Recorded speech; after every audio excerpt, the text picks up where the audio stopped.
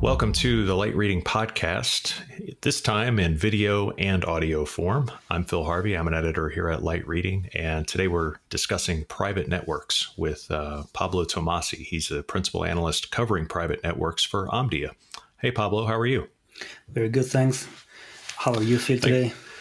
I'm great. Thanks for being with us today. We had a discussion, I guess, earlier in the year about private networks and 5G, and you just finished on November 11th and 12th. You just finished chairing the private networks in a 5G World event.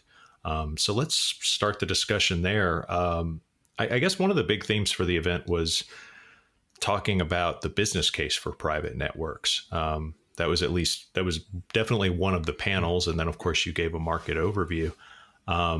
How is the business case, especially for service providers, how is that looking right now, or how has that changed, this year? Yeah, that's a great question. And so the event was fantastic. And we had companies joining from all over the value chain. So we had regulators, we had enterprises, service providers, vendors, and business case was one of the hot topics of conversation because, to be honest, at this point in time, this is one of the pieces of the private networks market that still needs to be defined. There is still a lot of uncertainty and a lot of confusion on what's the right business model that can really help the development of the private networks market. And part of the reason is because we are still at an early stage. And for instance, if we're looking about 5G, there is the whole promise of reconfigurability, for instance, of a factory line. However, that needs time to really be proven, whether it's possible, whether it makes sense, whether it's really generating the cost savings that people want to see from the modularity of having a flexible network. And as a consequence, there's still a lot of work that needs to be done. And there are a few initiatives around business model, but it's still pretty much an open topic for conversation. Yeah, and it's an important one for service providers because the whole developing market kind of begins and ends with network services, so like connectivity is their way in. And, 5G networks are strategically important for all kinds of other reasons, but they have to make sure this is something that's going to, add to their business and not just be yet another thing they have to build out and wait for companies to appreciate, I guess. Yeah, absolutely. And one of the interesting aspects, if you're looking about service providers, I mean, we all know they've been a little bit slower to really focus on this market. But in the recent months, we have seen a little bit more activity. We have seen a few service providers starting to making big announcements. The like of Verizon, AT&T, Orange Business Service. Mm-hmm. So everyone seems to help in the category to move along. Now, from a business point of view, it seems that service providers want to provide a portfolio of different offerings, sort of blurring the line of what is a private network and enabling the enterprise to choose a fully dedicated private networks all the way to what is effectively a virtual private network or virtual private network, which is effectively a public network. So this seems to be the play that service providers want. Now it's potentially can serve a lot of different needs of the enterprise. At the same time, likely is going to create a little bit of confusion depending on which of the different flavors of private networks the service providers want to push. And that will have quite a significant effect on the rest of the market as well. Yeah, and I think it's important to note here too that they're obviously, like I said, they're self-interested, in anything that has to do with connectivity, and this is obviously a major will end up being a major push for them, just like enterprise networking has become a major push, with SD-WAN and other things. But they're also not the only kinds of companies involved here. There's alternative service providers. The cloud players are interested in aspects of this network. Can you kind of frame the competitive landscape and give us an idea of what's at stake if service providers don't move fast enough or quickly define what their offer is, for the enterprise market?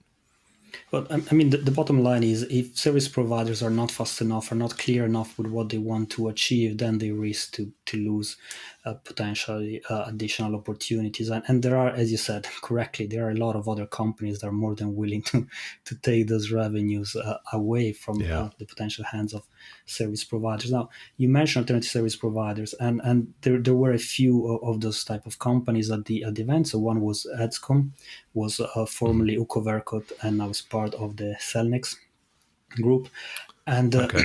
that's a very good example of a private network specialist, so a company that is fully focusing on private networks, has a clear strategy, has clear vertical targets, and is developing its business pretty much fully focused on the private networks opportunity, and is following spectrum liberalizations in terms of the countries where it wants to expand its operations. So that's a good example of a company that is sort of right on target with this market, and that is providing some interesting results.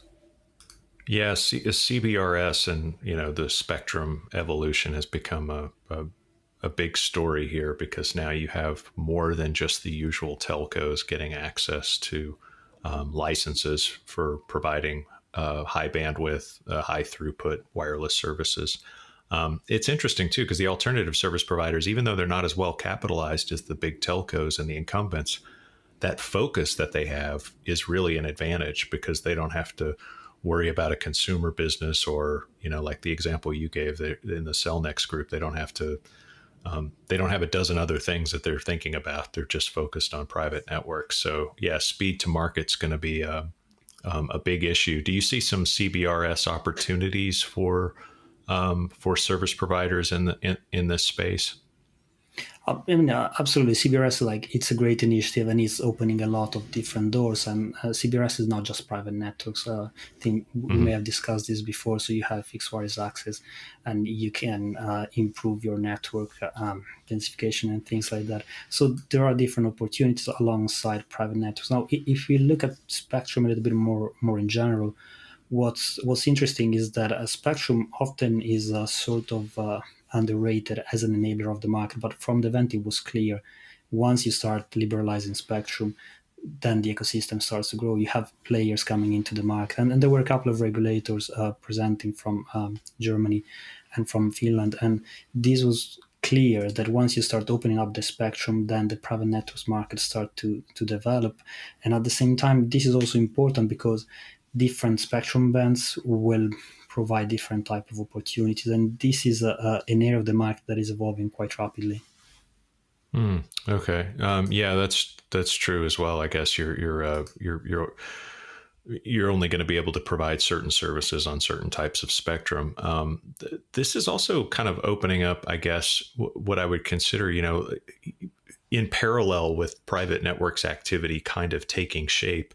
On the telco side, we have a lot more um, uh, deliberate relationships with cloud providers where they're making long-term partnerships to kind of provide edge services, provide cloud computing and that sort of thing.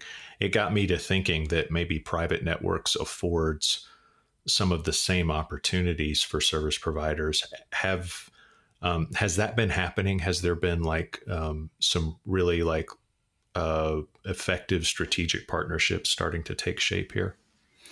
So what we see is that there are different types of strategic partnerships that are taking shape across the market. If we look at the sort of cloud provider, hyperscaler, I mean, their bread and butter is getting partnership with all different types of companies and drive their own cloud and edge strategy. So we say that's definitely one of the first types of partnership that we want to see going forward. If you're looking about service provider, we're looking about other players, network vendors. The key strategic partnership that we want to see that indicates the market is maturing is partnership with sort of the vertical specialists, the industrial guys, because that is pretty much a validation of the role of 5G, and it's a validation of the opportunity of private networks in the industrial space, in the manufacturing space, in the mining space. So that's sort of the next round of partnership that hopefully we will see with increasing frequency. What I think this, yeah, I think that'll be interesting. The vertical stuff is, benefits of service providers for all kinds of reasons. Not just for private networks, but also as they get deeper into providing enterprise networking services too. It becomes a knock-on effect there. To wrap up here, is there anything in particular you're looking for in 2021 to happen that's going to kind of steer the market? Do you think we'll figure out the business case next year? Or is something holding that back, or is there some other outside force that might be kind of controlling how fast these private networks and these partnerships kind of get going? Just a couple of quick thoughts on what I'm expecting from next year. In terms of business model, this is something that will continue to evolve, right? There is a lot of flexibility that is brought by private networks in terms of network management, in terms of applications and services that can sit on top. So this will keep evolving. Now, what we will probably see in 2021, we will see more complex business model, maybe outcome-based business model for those companies that can provide that end-to-end offering or solutions.